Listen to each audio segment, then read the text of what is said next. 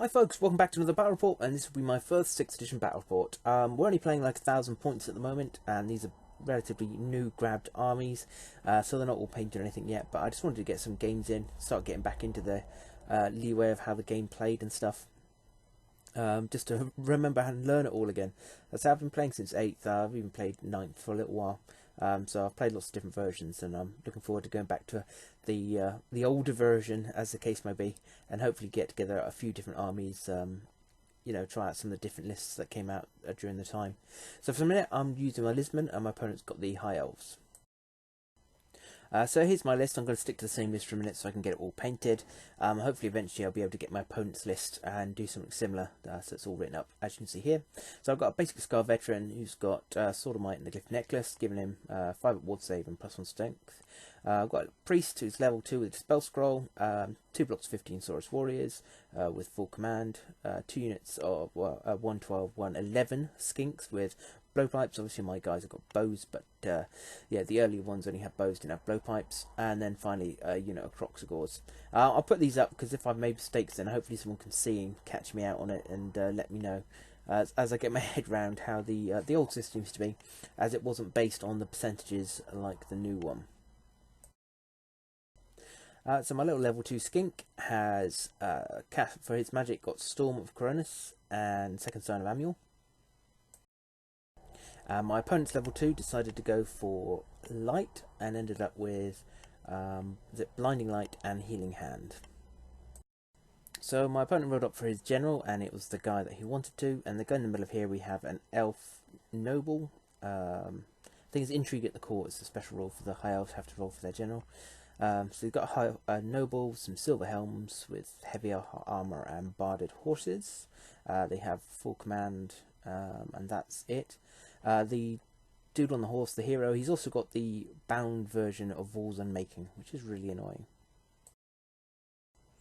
So in the centre, he's got his wizard in with his spearman, which he's got, I think, 13 or so spearmen.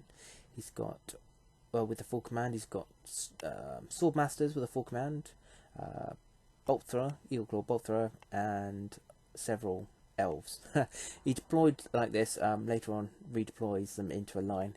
Obviously, forgetting that this is front rank fire. I don't believe the elves got the 2 rank shooting in this, but they did get the extra fighting rank for their spearmen, I believe. So on my right flank, I've got my skink skirmishers with blowpipes, and to the centre I have 2 blocks of Saurus Warriors, 15, with my hero in one of them. And on my left side, my other skink skirmishers protecting my Croxagores.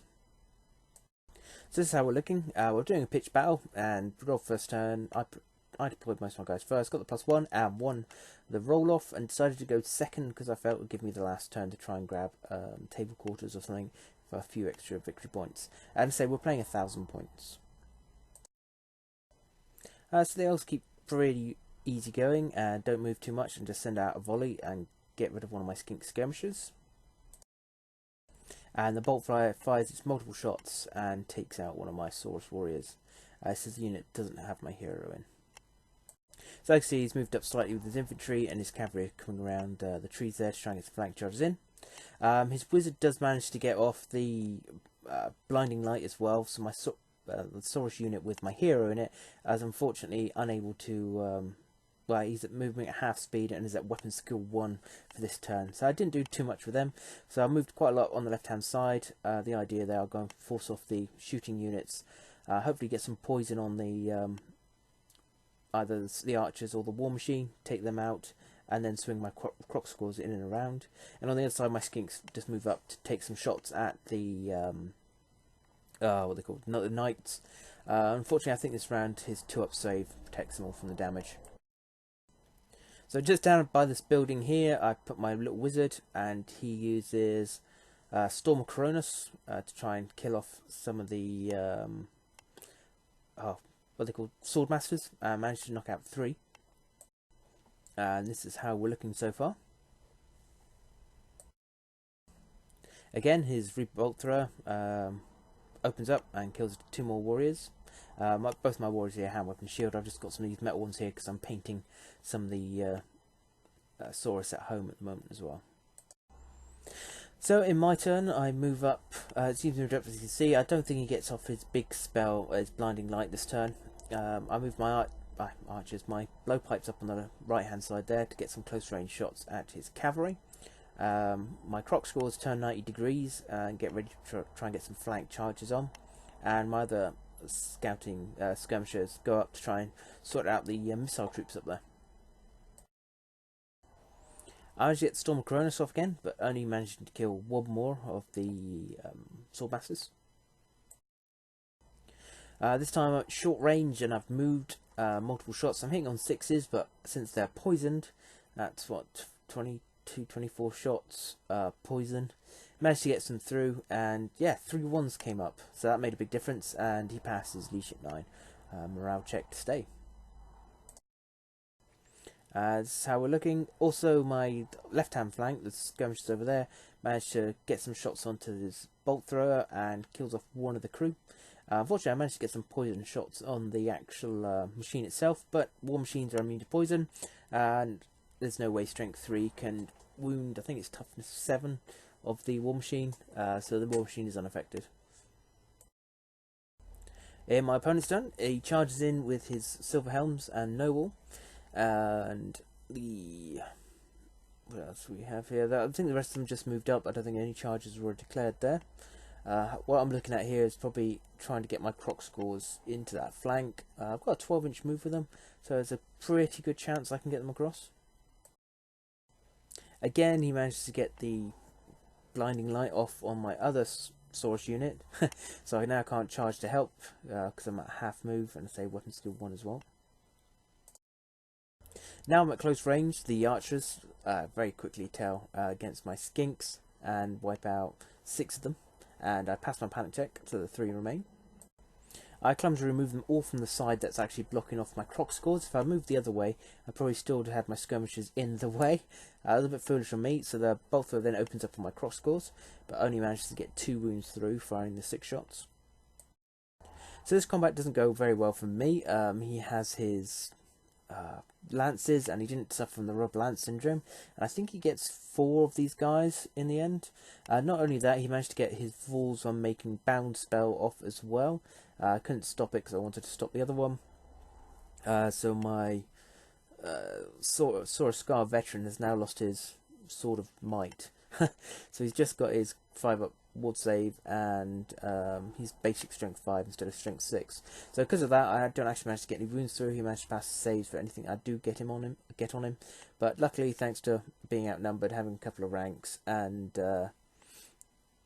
yeah, having a good morale and cold-blooded, I managed to hold.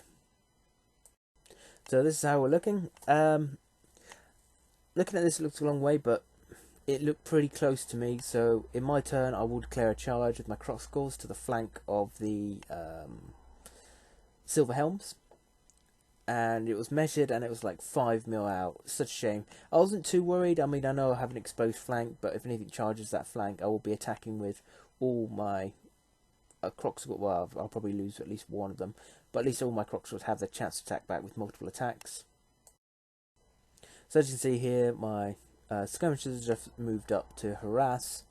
My other unit source didn't charge anything because they've got blinding light on them. My skinks just go up to try and get rid of that last bolt thrower. My skink priest also comes out in the middle because Storm of Coronis is all units within 12 inches, so this just gives me a chance to multiply affect as much as I can here. My skink go to town here and show what poison is really good for. Managed to knock out 5 of they. So they actually break and flee, as you can see there, which helps me out a lot here now because I don't have to worry about that wizard if he doesn't rally. The top there, you can see my 3 skinks actually took the last wound off the last crewman. So there goes the Reaper Bolt Thrower. So yeah, good shooting phase for me. In the magic phase, actually, I didn't get anything off. Unfortunately, failed to cast it, so nothing happened there. Without the lances, the Silverhelm struggled to do any damage to me. In return, a combination of my hero, which I think issued a challenge, and took on his noble. Actually managed to get one wound through, and he did nothing in return. And my warriors managed to pop off one of the other guys as well. Just leaving the champion, or maybe the standard. I can't. No, champion. Which means I've now captured the standard. I should really put the models in behind so I remember. But yeah, got the standard, and this guy runs away. Unfortunately, I don't catch him. 3d6 versus 2d6. He got away quite happily. So back over to Elf turn. As you see, he declares a charge, passes fear chest, and charges into my Croxigors. And on the top end there, his bowman charged my 3 skinks, which isn't too great for me. His noble rallies, and unfortunately, even though he rallied him first, his spearman actually failed leadership 10 test and keep fleeing, which would be ideal for me because as long as my skink is alive next round, he'll charge them either off or capture them and kill them. Over here, straight to combat because there's no magic because he's fleeing and the shooting's in combat. It kills off 2 of my skinks, I do no damage in return. I break, flee, and I am caught. I don't do too bad with my Croxigors thanks to my lot of attacks. I managed to actually get some damage done. He only managed to kill, I think, does 3 wounds to me, so I was a bit lucky in that one. I still lost the combat because the flank, he outnumbers me. But I passed my leadership check because I've got my general nearby, and I say cold-blooded helps out there.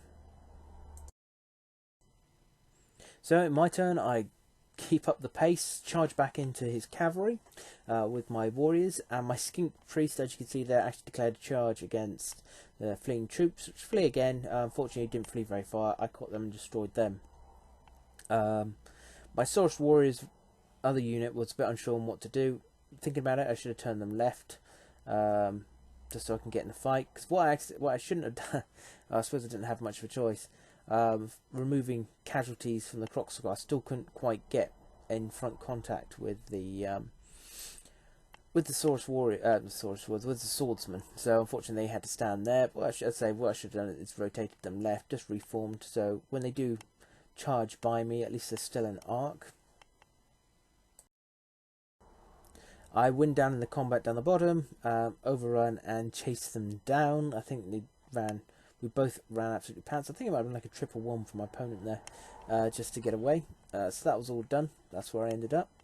And on the far side there, the Swordmasters beat the Croxigor. He failed his morale check and is fleeing, but managed to get away.